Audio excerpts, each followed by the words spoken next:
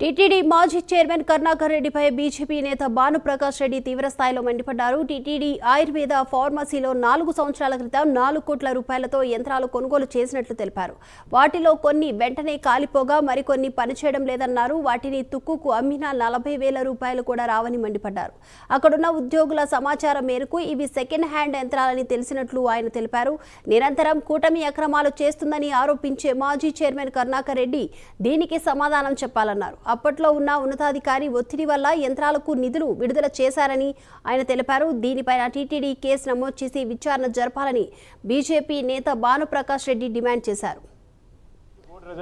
Dated 17 ఇప్పుడే ఒక అరగంట ముందు Sri Srinivasa Ayurvedic Pharmacy Limited SSAP అంటారు, అంటే వెంకటేశ్వర స్వామి నిధులతో నడిచే ఒక ఫార్మసీ సంబంధించిన యూనిట్ ఇండస్ట్రీ. అది పోయి చూస్తే మిత్రులారా, నేను నివ్వెరపోయా.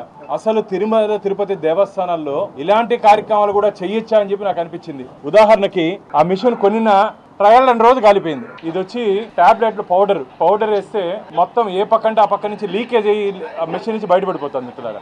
ఇంకో మిషన్ చూసా నేను, మిషన్ ఆన్ చేస్తే బోర్డులు ఎగిరిపడిపోతున్నాయి.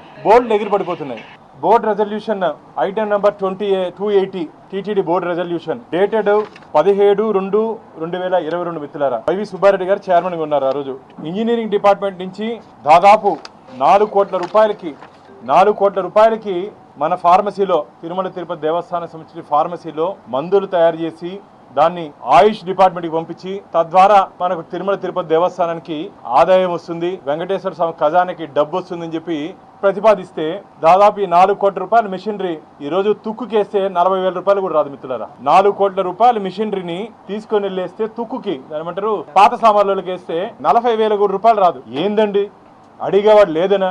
ఇప్పుడే ఒక అరగంట ముందు Sri Srinivasa Ayurvedic Pharmacy Limited SSAP అంటారు, అంటే వెంకటేశ్వర స్వామి నిధులతో నడిచే ఒక ఫార్మసీ సంబంధించిన యూనిట్ ఇండస్ట్రీ. అది పోయి చూస్తే మిత్రులారా, నేను నివ్వెరపోయా. అసలు తిరుమల తిరుపతి దేవస్థానాల్లో ఇలాంటి కార్యక్రమాలు కూడా చెయ్యొచ్చా అని చెప్పి నాకు అనిపించింది. ఉదాహరణకి ఆ మిషన్ కొనిన ట్రయల్ 2 రోజులు కాలిపోయింది. ఇది వచ్చి టాబ్లెట్లు పౌడర్ వేస్తే మొత్తం ఏ పక్కంటే ఆ పక్క నుంచి లీకేజ్ అయ్యి ఆ మిషన్ నుంచి బయటపడిపోతుంది మిత్రులారా. ఇంకో మిషన్ చూసా నేను, మిషన్ ఆన్ చేస్తే బోర్డులు ఎగిరిపడిపోతున్నాయి.